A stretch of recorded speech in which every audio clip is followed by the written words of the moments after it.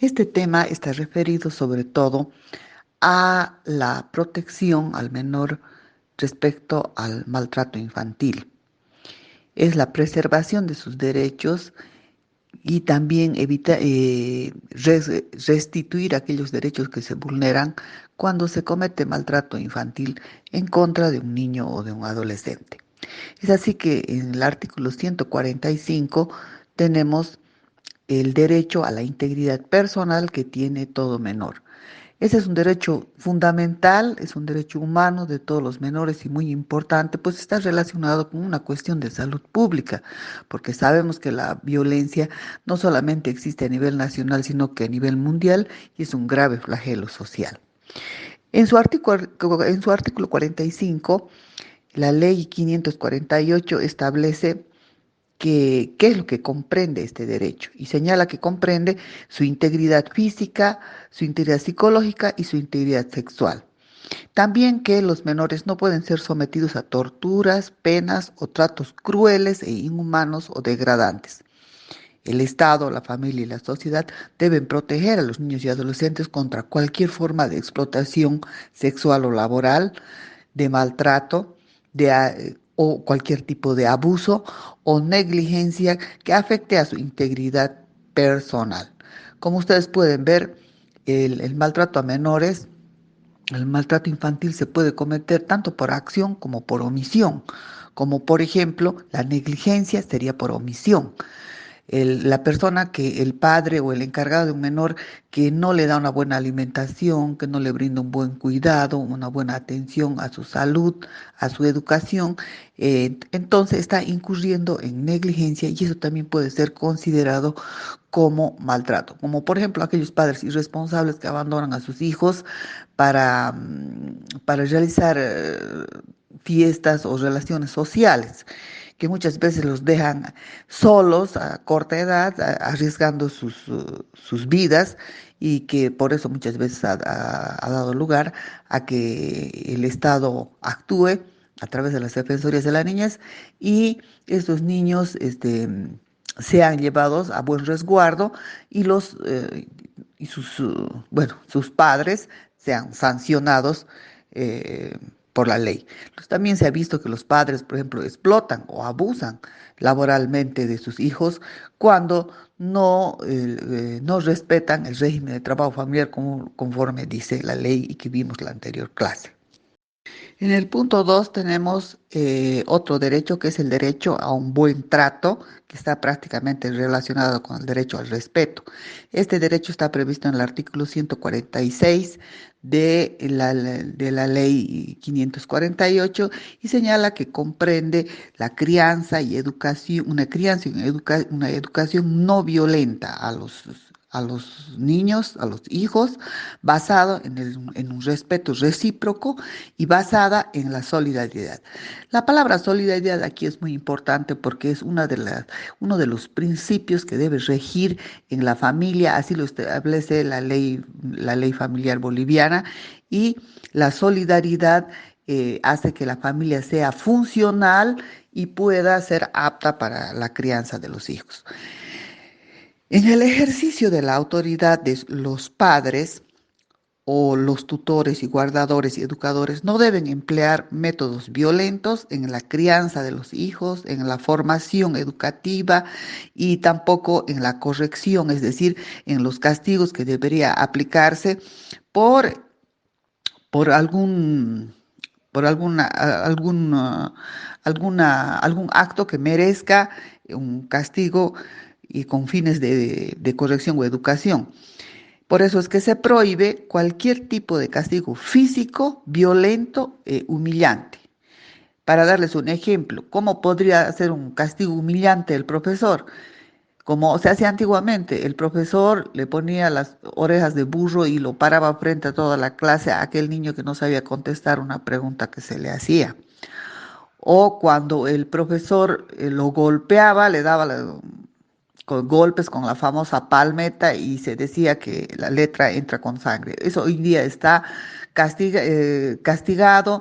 El maestro que comete este tipo de actos puede ser procesado y castigado severamente, suspendido del ejercicio de cargo, inclusive del ejercicio de su profesión. Estos castigos también están prohibidos para los padres. Los padres no pueden tampoco castigar con ningún castigo físico, como se dijo, o que violento, que atente contra su dignidad. Está totalmente prohibido golpear al hijo, así el hijo haya cometido un error, solamente se puede aplicar los castigos morales, como son, por ejemplo, el darles la tarea, privarles las horas de la televisión, etcétera. Claro que tampoco está diciendo que nunca se va a castigar a los niños. Está comprobado que el ser humano solamente puede ser educado con castigos y recompensas. Hace bien, recompensa; hace mal, se le castiga, pero estos castigos tienen que ser dentro de lo que la ley permite y tiene que ser realmente educativo y formativo. El, cuando se realice cualquiera de un acto que sea violento o sea humillante, sea el guardador, el tutor, el maestro o un tercero o los padres, bueno, se harán factibles a un proceso que es mediante el procedimiento común, hasta que una vez comprobada la falta, la infracción, la agresión, el juez, según el caso, puede derivarlo a materia penal, inclusive cuando las lesiones que se han causado a un niño salen de la área de la niñez y adolescencia y caen en el campo penal, por ejemplo.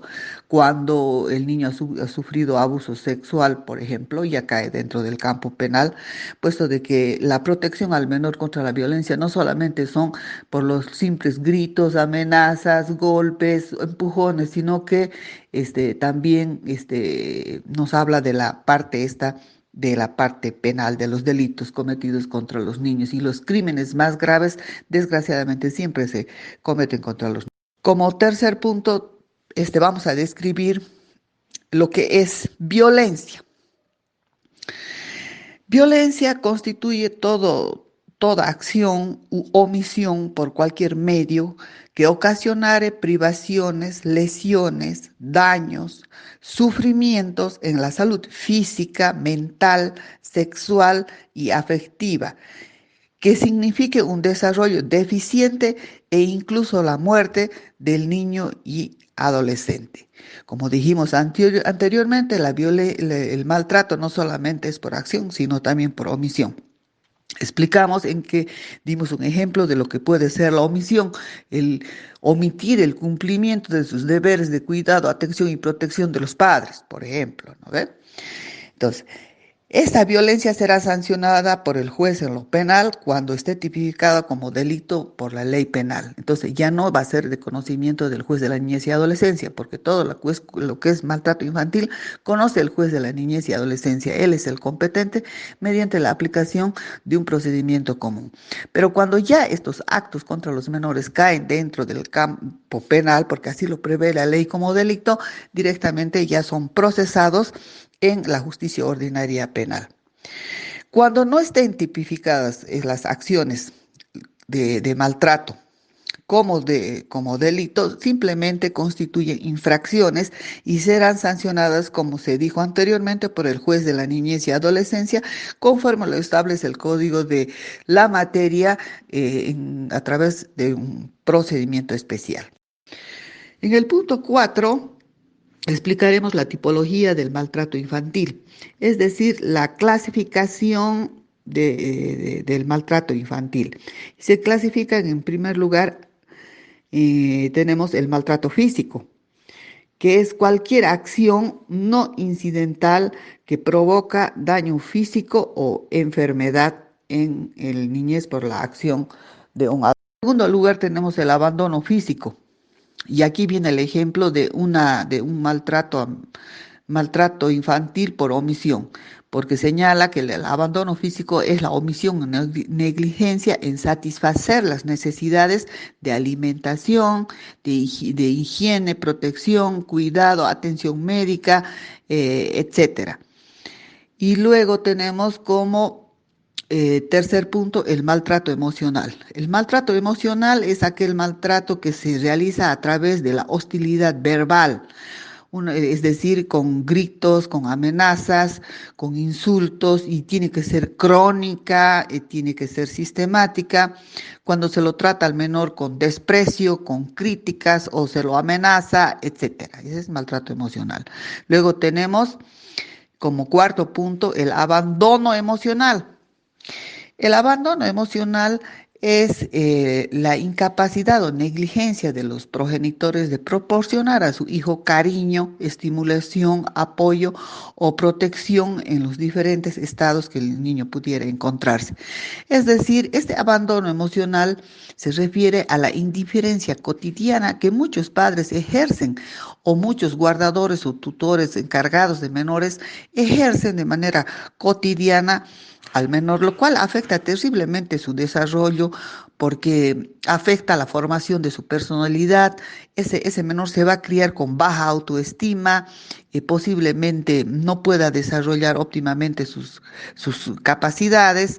Entonces, este abandono emocional es muy importante porque muchas veces los padres lo cometen sin saber que lo están haciendo, por el exceso de trabajo o porque ya hay mucha violencia al interior mismo de la familia. Entonces, los padres a veces están más interesados en satisfacer las necesidades materiales de sus hijos y no las necesidades emocionales, porque no solo de pan vive el hombre, sino el hombre tiene hambre de tanto de pan como de satisfacer sus necesidades emocionales, como son las necesidades de cariño, de estimulación, etcétera. Muchos padres, sobre todo aquellos padres que viven en grandes urbes, donde hay grandes distancias, ni siquiera están a ninguna hora en la comida con los hijos. Se han realizado algunas investigaciones en estos países como Estados Unidos y se ha descubierto que los niños prácticamente eran solitarios y tenían un abandono emocional total por parte de sus padres, porque les dijeron que dibujaran, qué es lo que encuentran al volver de la escuela a su casa. Muchos dibujaron solo un perro o un gato, entonces pueden darse cuenta de la situación de esos niños y de lo disfuncional que era la familia, pese a que el padre y la madre eran profesionales de alta gama con trabajos importantes. Quinto punto, vamos a hablar sobre el derecho a la protección sexual. Todo menor debe ser protegido de cualquier vulneración a su integridad sexual. El Estado debe implementar en todos sus niveles políticas de prevención y protección en contra de toda forma de abuso, toda forma de explotación o sexualización precoz de los niños y adolescentes. Así también el Estado debe garantizar programas permanentes y gratuitos de asistencia y atención integral para menores explotados, abusados o erotizados. Aunque esta es una labor sumamente difícil porque desgraciadamente la mayor cantidad de agresiones sexuales o de abuso sexual que se da al interior de la familia, se da por una persona conocida más que por una persona absolutamente desconocida en la calle o en un callejón oscuro. Según investigaciones que se han realizado, los menores son víctimas muchas veces de los propios integrantes de su familia contra quienes se cometen las peores formas de abuso sexual, como por ejemplo las violaciones a los niños, ¿no? Hasta niños de meses, niños de 2 años, lo cual es totalmente lamentable. Bueno, el Estado tampoco puede ingresar hogar por hogar para ver qué es lo que está pasando y estos niños se encuentran expuestos a graves peligros cuando sobre todo son parte de una familia disfuncional. La familia es quien debe proteger a los niños, pero muchas veces la propia familia se convierte en un grave riesgo para el menor. También tenemos formas de vulneración a la integridad sexual. Tenemos, por ejemplo, la violencia sexual, que está tipificada en el Código Penal como delito y con agravante cuando se trata de un menor, ¿no? También tenemos la explotación sexual, La explotación sexual es un abuso o una violencia sexual con la finalidad de obtener algún tipo de retribución. Sabemos que existen personas sumamente malvadas y degeneradas que inclusive venden a los niños con fines sexuales o de prostitución. Luego tenemos la otra forma de vulneración a la integridad sexual, la sexualización precoz. Y, instruyendo a los niños que adopten roles y comportamientos con actitudes eróticas que obviamente no corresponden a su edad. Los niños y adolescentes, mujeres, gozan de protección y garantía plena de acuerdo al artículo 266 del Código Penal. Deben ser protegidos de manera inmediata, porque si la protección no es inmediata, es tardía, deja de ser protección. Entonces, menos mal que ahora ya ha salido una ley en la que se prohíbe que las niñas desfilen en cuestiones de modelaje o las exhiban, ¿no? Eh, Como punto 6 tenemos las medidas preventivas y de protección en contra de la violencia sexual. Como inciso A, tenemos el control y seguimiento de personas con sentencia condenatoria ejecutoriada por delitos contra la libertad sexual de niños y adolescentes. En Estados Unidos está más perfeccionado y creo que se les coloca un dispositivo para saber exactamente dónde se encuentran, porque están prohibidos de acercarse a todos los lugares donde están menores, donde se presentan menores, pero en el caso de Bolivia esto es imposible. Conozco un caso específico de un violador de una niña de 14 años que después de haber cumplido una condena de 10 años, salió de la cárcel y a los 2 meses ya había cometido su segundo delito, por lo que volvió a entrar. En el inciso B tenemos la aplicación de tratamientos psicológicos y psiquiátricos a estas personas, incluso después de haber cumplido su condena. Bueno, yo soy poco crédula de que estas personas, una vez que han salido en libertad, cumplido su condena, asistan a este tipo de tratamientos psicológicos y psiquiátricos. Muchos expertos opinan que en realidad los violadores jamás se curan de ese tipo de conducta y que lo que se debería hacer con ellos es la castración química.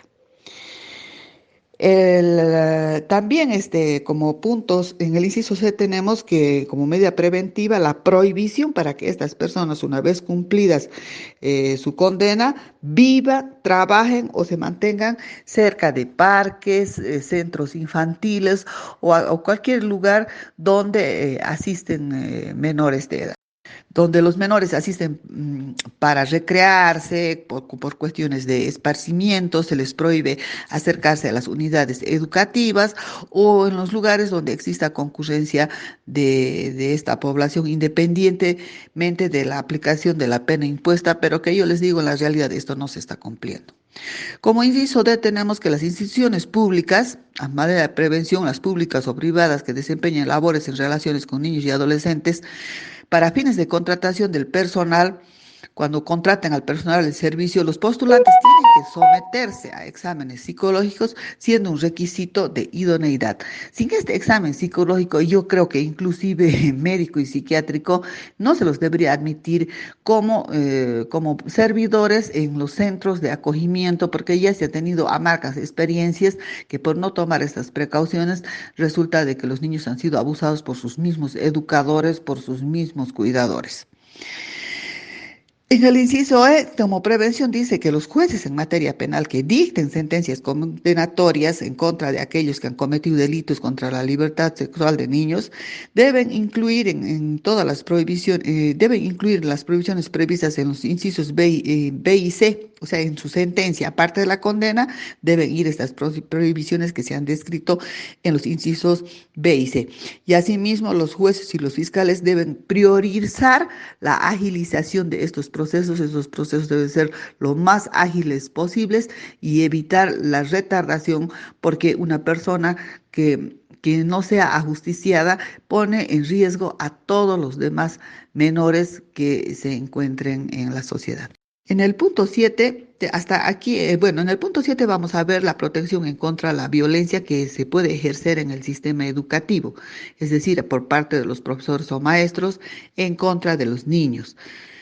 El artículo 150 señala que la protección a la vida y la integridad física y psicológica de los miembros de la comunidad educativa implica prevención, atención y sanción de la violencia ejercida con la finalidad de consolidar la convivencia pacífica y armónica, la cultura de paz, la tolerancia y la justicia en el marco del vivir bien, el buen trato, la solidaridad, el respeto, la intraculturalidad, la interculturalidad y la no discriminación.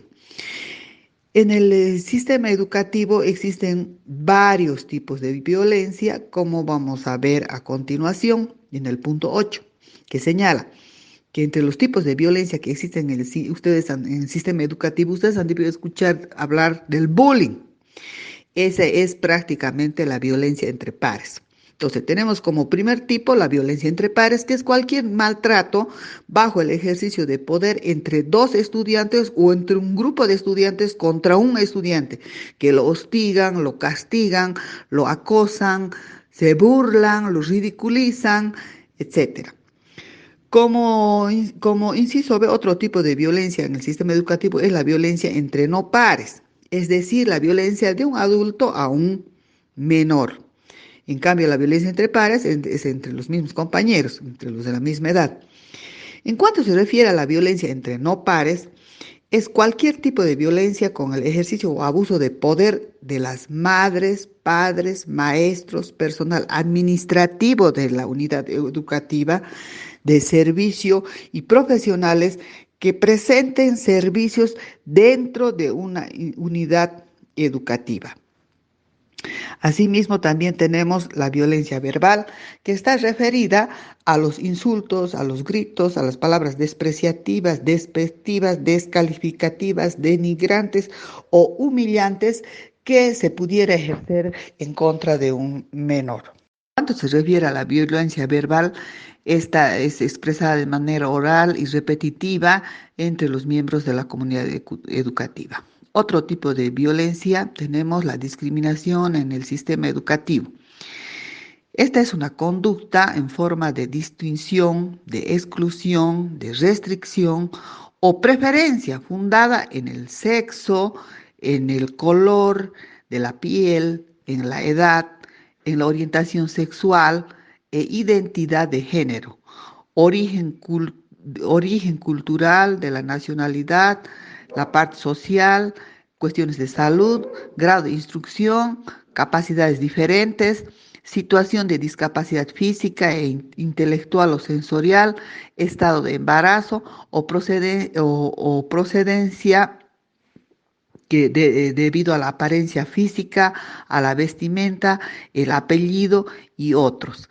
En cualquiera de estas acciones se considerará como discriminación en el sistema educativo.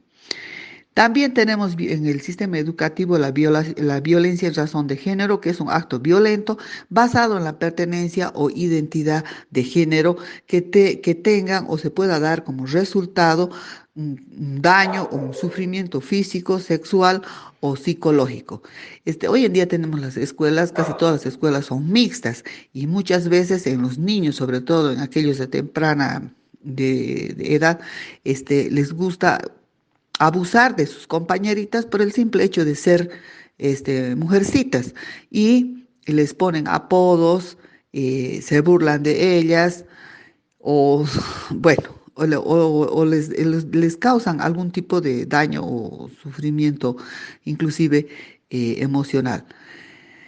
También tenemos una violencia en razón de la situación económica, que es la que afecta a las relaciones de la convivencia armónica y pacífica, que por la situación económica diferente se permita efectuar ciertas denigraciones o discriminaciones. Por último, tenemos la violencia cibernética, que se presenta cuando un miembro de la comunidad educativa es hostigado, es amenazado, acosado, difamado, humillado en forma dolosa, causando angustia emocional o preocupación a través de correos electrónicos, videos, juegos conectados al Internet, a redes sociales, a blogs, a mensajería instantánea y mensajes de texto a través del Internet, del teléfono móvil o cualquier otra tecnología de información. Lo descrito anteriormente puede ser infracción mientras no constituya delito descrito en el Código Penal como tal. Entonces, hoy en día vemos que la imagen, la intimidad de las personas está siendo gravemente vulnerada por esta cuestión de las redes sociales, con el avance de la tecnología, que desde muy temprana edad, por ejemplo, un niño ya maneja celular por comentarios denigrantes, por fotos malintencionadas. Por ejemplo, se puede sacar a una adolescente desnuda quitando de la ropa a través de los medios informáticos y publicarla y con esto hacer tremendos daños que muchas veces ya caen dentro del campo penal. Por eso sabiamente ya se está viendo como sanción y se está preveyendo la violencia cibernética porque antes prácticamente no existía y los padres aquellos niños que eran víctimas de este tipo de violencia se limitaban a recurrir, ¿no?, a las empresas estas empresas informáticas que tienen que ver con la Internet y las redes sociales, a tratar de eliminar ese tipo de imágenes que afectan la dignidad y muchas veces hasta la intimidad y la imagen de cualquier menor. Como punto 9 tenemos, hasta aquí hemos visto todos los tipos de violencia que se pueden darse en un sistema educativo, es decir, en una escuela. En el punto 9 tenemos las medidas de protección y de prevención para el sistema educativo. Entonces, a fin de prevenir, de detener, de eliminar la violencia, la agresión o el acoso, se establece dentro de las unidades educativas, se establecen las siguientes acciones colectivas que debe adoptar toda comunidad educativa. Primero, debe elaborar y desarrollar medidas que puedan educar hacia la no violencia a los alumnos. Segundo, debe desarrollar una cultura de convivencia pacífica y armónica, rechazando todo acto que provoque intimidación y victimización. Desgraciadamente, el, los que deberían intervenir en estas cuestiones son los maestros, pero bueno, como sabemos, son los últimos en enterarse. Luego, como otro punto de prevención, tiene que romperse la cultura del silencio y el medio a denunciar estos actos de violencia. Por varios estudios que se han realizado, los niños que padecen bullying dentro de las escuelas casi nunca avisan. Ha habido un caso sumamente emblemático en España donde había un chico el que le hacía, era adolescente, sus compañeros le hacían bullying, le ponían apodos y sobre todo lo comenzaron a maltratar a partir de que creían que era eh, el que había comunicado a las autoridades educativas de que había un grupo de que consumía marihuana y de eso le pusieron de apodo el chivo, lo golpeaban a la salida de la escuela, hasta que un día se enteró su madre y su madre dijo que iba a hablar con la directora al día siguiente. El chico tenía tanto miedo que su mamá vaya a comunicarse con la directora que cuando la madre despertó para llevarlo se había suicidado. Esto generó un proceso que ha seguido la prensa, que ha sido muy conocido, en el que los padres del adolescente fallecido iniciaron proceso por instigación al suicidio. Entonces, por eso es que se debe romper la cultura esta del silencio. Los maestros no solamente deben enseñar ciencia, sino también se debe enseñar otro tipo de conductas, de crear autodefensa de sus derechos, de que los menores tienen que tenerlo claro, que tienen que avisar a su padre o a su madre si están sufriendo algún tipo de maltrato, o avisar a la maestra o a la psicóloga, y tienen que saber que los adultos estamos para protegerlos y no para atacarlos. El temor es increíble. realmente el miedo genera un silencio irrompible y que hoy en día cuesta mucho romper esta cuestión de la cultura del silencio. Porque aquellos niños que alguna vez se han atrevido a romper la cultura del silencio han sido doblemente acosados. Otra medida de prevención sería elaborar un plan de convivencia pacífica y armónica acorde a la realidad de cada unidad educativa. Esto es obligatorio y cada unidad educativa a la autoridad competente, obviamente de educación, debería presentar este tipo de plan. Y también otra prevención es difundir y promover normas contra la violencia. Es decir, que en la escuela no solamente nos deben dar una educación formal respecto a todas al conocimiento, sino también a los valores, a la moral. Como punto 10, vamos a describir qué infracciones son violencia, conforme lo señala el artículo 153. El juez a denuncia de la Defensoría de la Niñez y Adolescencia conocerá y sancionará las siguientes infracciones. A. Sometimiento a castigos físicos y otras formas que degraden o afecten la dignidad del menor, así sea a título de medidas disciplinarias o educativas, excepto las lesiones tipificadas en materia penal. Es decir, que si las lesiones ya son más graves, ya caen dentro del campo penal. B.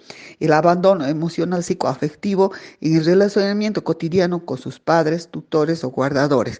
Se refiere a la indiferencia cotidiana que muchos padres ejercen, eh, dejando a sus hijos prácticamente solos, sin ningún tipo de apoyo emocional, sin darles afecto, sin demostrarles el interés que deben demostrar por ellos. C, tenemos la falta de provisión adecuada y oportuna de alimentos, de vestido, de vivienda, de educación, del cuidado de la salud, teniendo las posibilidades para hacerlo. D, la utilización de los niños como objeto de chantaje, presión y hostigamiento en conflictos familiares. Esto es muy típico cuando los padres se separan. Se separan y se establece un régimen de visitas y muchas veces el padre que ha obtenido la guarda del hijo evita las visitas, vulnerando este derecho fundamental de su hijo a tener contacto regular y directo con el otro padre. Lo utiliza como chantaje para pedir dinero, para que se le provea de algún objeto, o directamente lo utiliza como instrumento de lucha y hostigamiento contra el otro cónyuge. Tenemos la utilización como objeto también de presión, chantaje en conflictos sociales, así como la instigación para participar en medidas de hecho. Es muy común ver en nuestro país que en las marchas de protesta participen niños porque las madres los llevan a sus hijos y por lo tanto también los utiliza como objeto de presión, como cuando, por ejemplo, se someten a huelgas de hambre y van con sus hijos menores de edad a este tipo de huelgas. He podido presenciar al extremo que en La Paz las mujeres se crucificaron y se crucificaron por una protesta social juntamente con sus hijos, los cuales colgaban de su cuerpo a través del aguayo. En esos casos debería intervenir la Defensoría de la Niñez, debía ejercer inmediatamente acciones, recoger a estos niños, porque estos niños están siendo públicamente objeto de maltrato. En el inciso F tenemos el traslado y la retención arbitraria por cualquier integrante de la familia de origen que lo aleje de la autoridad de sus padres, guardadores o tutores. Muchas veces se habla de rapto, pero en realidad no es un rapto, sino es un traslado o es una retención arbitraria. Como por ejemplo el padre que lleva al niño de vacaciones y resulta que después ya no lo devuelve. Esa es una retención arbitraria, si sobre todo si la que tiene la guarda es la madre. Mucho más aún que si se trata de la abuelita que está alejando de la autoridad de sus padres, de sus guardadores o tutores. Como inciso G tenemos la inducción al consumo de sustancias dañinas para la salud, como son las psicotrópicas, el alcohol y estupefacientes. Como inciso H tenemos otro tipo de infracción que es la exigencia en la familia de actividades que pongan en riesgo la salud, la educación, la vida y la integridad de la imagen de los hijos o de los miembros de la familia menores de edad. Como inciso I tenemos la violencia en el ámbito escolar, tanto de pares como no pares, sin perjuicio que se siga la acción penal en caso que se encuentre previsto en la normativa penal. Estas acciones no necesitan ser permanentes para que se considere como infracciones y sean procesados los que incumplen este tipo de normas. Como punto 11, vamos a conocer cuáles son las sanciones que el juez de la niñez y adolescencia aplica a los infractores en caso de las infracciones previstas descritas anteriormente. De acuerdo a un procedimiento que se llama común y puede imponer las siguientes sanciones: prestación de servicios a la comunidad, multa de 1 a 100 días para personas naturales y con salarios mínimos, y también puede aplicar como sanción el arresto de 8 a 24 horas. También puede aplicar la suspensión temporal del cargo, la función, profesión o oficio, como por ejemplo en el caso de los maestros que han agredido a algún alumno. Las multas impuestas serán depositadas en una cuenta especial del TGN para efectivizar el sistema de protección para menores. Las sanciones serán impuestas de acuerdo a la gravedad de la infracción y de acuerdo a la duración de la infracción, de acuerdo al daño causado, y también se tendrá en cuenta la capacidad económica del infractor, la reincidencia, sin perjuicio de la responsabilidad penal y administrativa. En el punto 12 a- vamos a verificar qué relación tiene la familia y el maltrato. La familia es una célula fundamental de la sociedad. Constituye un espacio de socialización de los hijos que comienza desde que nacen hasta que mueren. Por eso uno de sus roles más fundamentales es el educativo. La familia es quien incorpora a los hijos en relaciones interpersonales para imitar y aceptar valores ideales como el respeto, como vivir en armonía, etcétera. Pero sin embargo, si la familia se constituye en una escuela de violencia, el niño va a ser una persona agresiva y hostil. Desgraciadamente, como se dijo antes, el seno del hogar es donde más se maltrata a los niños, más que por terceros, por extraños. Los niños son maltratados por los propios miembros de su familia. Existen hogares disfuncionales donde se producen las más grandes agresiones contra la integridad de los menores. No es el lugar para la realización de sus derechos y ni un ambiente de amor para su correcto desarrollo ese tipo de familias. Los maltratos se presentan generalmente cuando los niños no han sido deseados, cuando provienen de uniones extramatrimoniales o cuando son incorporados a una familia de forma transitoria o cuando son producto de uniones anteriores. En el punto 12 verificaremos qué acciones de defensa existen a favor de los menores. En el artículo 177 del Código de la Materia, en caso de amenaza o vulneración de los derechos individuales o colectivos, ya sea por acción o sea por omisión cometida por particulares, instituciones públicas o privadas, se puede acudir a la autoridad competente interponiendo acciones de defensa con la finalidad de hacer cesar la amenaza o de restituir el derecho vulnerado del menor de acuerdo a lo previsto por la Constitución Política del Estado y del Código Procesal Constitucional. Es decir, estoy hablando de lo que es el amparo constitucional, de lo que es la acción de libertad, etcétera. Para ponerles un ejemplo, existe una sentencia constitucional respecto a una acción de libertad que ha planteado una madre en representación de su hijo. La señora era divorciada y tenía en la sentencia de divorcio la guarda del hijo, pero se iba a ir a Estados Unidos, y al tomar conocimiento el padre le pidió al juez de familia que prohibiera la salida del país del niño, puesto de que eso afectaba su derecho de él al régimen de visitas. Y el juez prohibió la salida del niño. La madre planteó esta acción de defensa, eh, indicando de que estaba afectando la libre locomoción del menor y salió favorable y esa se ha convertido en una sentencia con efecto vinculante y muchos de los jueces hoy en día tienen que tener en cuenta los derechos constitucionales de los menores antes de tomar una decisión. En el punto 14 tenemos lo que es el maltrato y la legislación penal. Como habíamos explicado antes, toda acción de maltrato contra un menor que esté tipificado como delito, pues cae dentro de la esfera penal porque está configurado como delito y ya deja de ser competencia del juez de la niñez y adolescencia y se va a juzgar en la vía ordinaria penal y estos delitos son los siguientes. Por ejemplo, lesiones leves, graves y gravísimas cometidas contra de un menor o lesión seguida de muerte. Un ejemplo sería un caso último que ha ocurrido y que han debido escuchar en las noticias, donde la tía a un menor de 5 años le ha propinado tal golpiza que el niño se encontraba en estado de coma y posteriormente murió en la ciudad de Sucre. También la corrupción de menores y el proxenetismo está dentro de la legislación penal.